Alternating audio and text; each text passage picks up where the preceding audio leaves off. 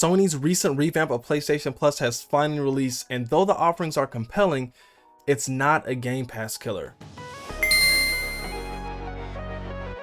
Hello world and all who inhabit it, it is I, the Great Saiyan, and today we're going to be talking about PlayStation Plus, my first thoughts and impressions of it, and why it's not a Game Pass killer, but you might still want to get the service anyway. So first off, what is PlayStation Plus? Well, PlayStation Plus is the online subscription service that you need to access online content on your PlayStation system. Think of it as Xbox Live, where you need it to play games online, but you don't need it to play free-to-play games like Apex Legends or Fortnite. What Sony recently did is they took that PlayStation Plus concept and they spread out into 3 different tiers, where each tier has more benefits than the last. At the Essentials tier, you basically just get PlayStation Plus $6 a year. If you've had it, you've had it. If you've not had it, it's very basic.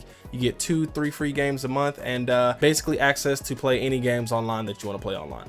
On the next tier is PlayStation Plus Extra. Now, PlayStation Plus Extra comes with PS5 and PS4 games, as well as all the benefits from PlayStation Essentials, I think is what they call it now. Lastly, there is PlayStation Plus Premium. So that is the tier that I subscribe to it. They prorated the rest of the year for me, so I only had to pay about 25 bucks, but normally it's $120 a year, double the price of PlayStation Essentials. So I could see how it could be a bit jarring, and you may think, do I actually want to pay for this tier? Inside PlayStation Plus Premium, you get access to all the games from PS4 and PS5 that are available in the Extra and Essentials tier, but also you get access to the back catalog of games from PS1, PS2, and PS3 titles via stream. Personally, I haven't been playing my PS5 as much. Some of the PS5 games they've released, I just didn't really feel compelled to spend 70 bucks on it, and since I have a digital console, when they go on sale, I better be ready to purchase or I just don't get the games I want to play. In addition to that, there just haven't been a lot of games that I have personally been interested in. I think the last major game I bought was Ratchet & Clank,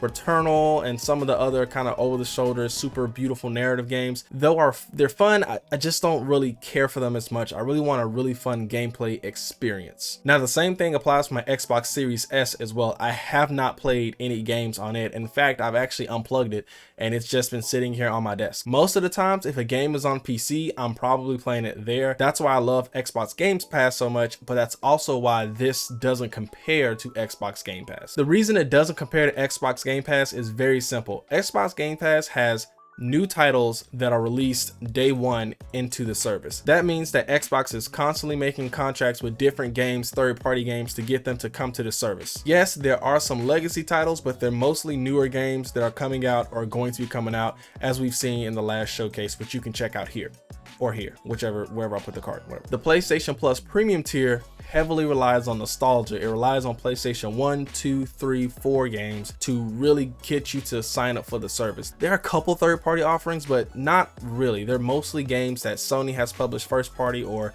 they pay for that exclusive content, so they have the right to put it on their service. Sony was asked if they were going to put newer games on the service, but they declined. It just cost them so much money to develop these new games, they can't afford to throw it into a subscription service for as low as $120 a year. So while they're 2 subscription services that offer a huge library of games, they're completely different. Though I can say that the PlayStation Extras tier with the PlayStation 4 and 5 games can be most compared to Game Pass, even though they don't even have a quarter of the amount of games that Game Pass has. Like I said, Sony is just not interested in putting their first party titles inside this service just yet.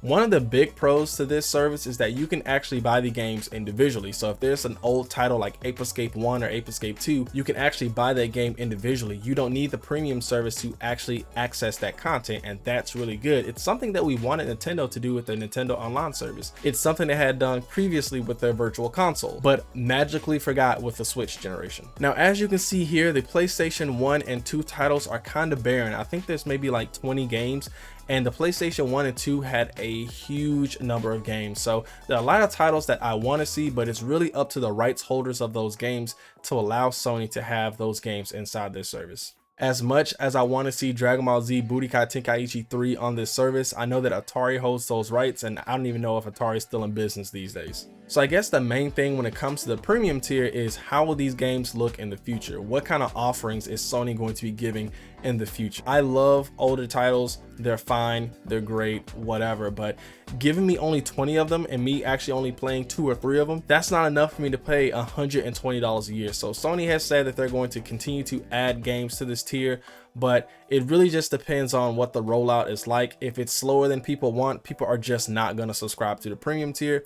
And like I said, mine was prorated. That's the only reason I got it. I probably would not have paid $120 out the gate for this service, for this level of service rather, at this point. The extras tier is a very good deal, I will say that. So my impressions of the service right out the gate, it was really good. I played Ape Escape 1, I downloaded it downloaded super fast. I do have my console connected via Ethernet, so when we talk about the cloud streaming, do keep that in mind. But the downloads were really fast, they weren't large. And I played Ape Escape. They had different filters, different ways to kind of play the game as far as how you want it to look visually. And they even had trophy support, which I thought was really awesome. I am not a trophy hunter. I don't ever expect to be a trophy hunter. I just want to play the game, beat the main story. And if it's fun enough, I'll complete it. But I'm not completing a game, getting that platinum just because. That's not who I am. So like I said, Ape Escape is a PS1 title, which a lot of those PS1 titles have been remastered and brought up for the PS4 and PS5. It's kind of an unfair advantage that the PS4 and PS5 are getting these really great PS1 experiences, but the PS2 experience may not be as great. The rewind features, the filters, a lot of things are exclusive to the PS1 titles and not to the PS2 titles. And while we're speaking on the cons, it's very hard to actually find a game. I had a friend text me earlier today and was like, hey, how do I play God of War? And I had to figure out how to explain it to him because I forgot how I found it, because it's just not listed. It's something you have to actually search for inside the catalog section. I found that pretty annoying because I clicked all games and I put it in alphabetical order and I didn't find God of War. I had to go into the search bar and separately find God of War that way, which I thought was kind of weird. But anyway, while we're talking about God of War, let's talk about the cloud stream. God of War 1 is a PS2 title, but it has to be streamed because the HD version was on PS3. Totally fine, I understand that. So I decided to play it, and I don't know if it's because I had an Ethernet connection, so my connection was very stable, or if Sony's services and servers are just really good, but it was a clean, flawless experience. I had one singular hiccup up where maybe it just like refreshed really quickly. There was a little bit of lag, but as far as inputs, as far as the mini games, as far as button mashing, all felt very smooth, very clean. Now, to be fair, I haven't played these games in a very long time, so I could just be comparing my current experiences to the way I think it played, but I'm pretty sure that this is as close to the original experience that you can get over cloud streaming. Now, unfortunately, I know that cloud streaming is not available to everyone. Sony has thought of that. If you do not have cloud streaming in your area or in your country, there is a deluxe package that they'll give you, which just has the PlayStation 1 and 2 Classics catalog. It does not have the cloud games, and what they'll do is they will give you a prorated price where you get the PlayStation 1 and 2 games without the cloud streaming, whatever that price difference is, however they evaluate that. But that's on a country by country basis.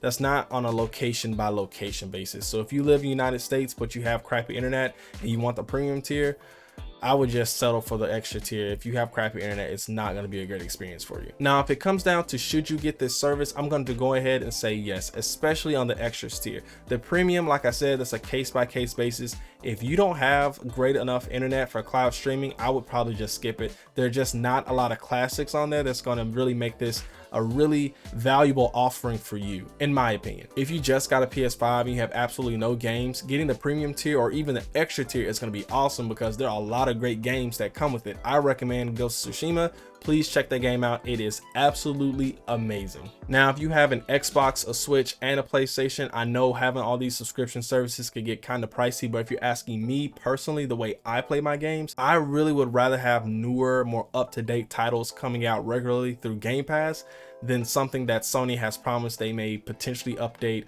with their PlayStation Plus. PlayStation Plus at the Essentials level and at the extra level, I'm down for those 100%. Get those. If you have a PS5, you probably need that stuff. But when it comes to this premium tier, it's a little bit more pricey for what you're getting. My account was prorated. I'm getting all the way until November for 25 bucks. So I went ahead and bought it, but I made sure I turned off my auto renewal. I just don't see myself keeping the premium tier for what they're offering unless something changes in the next couple months. That's pretty drastic. And also, like I said, you can't really compare Game Pass to PlayStation Plus Premium because Game Pass is giving you new games, whereas PlayStation Plus is really relying on those old retro nostalgic titles. They may in the future add a couple new games here and there that they get the marketing rights to or something like that, but With Xbox Game Pass, we just see a lot more consistency with that route than we do with PlayStation Plus. So if you're buying this for new games consistently being released, I would go with Xbox Game Pass. If you're buying this for retro titles that you enjoyed heavily as a kid, then I would go with the PlayStation Plus premium package. I've watched my brother play all the God of Wars, so I'm really excited to go back and play through all the God of Wars myself, then go into God of War 2018, and then eventually head into Ragnarok this year. But that's me, that's my journey. I'm fortunate enough to where I'm in a position where I can afford Game Pass and PlayStation Premium at this time. But like I said, I just don't see myself in the future having both.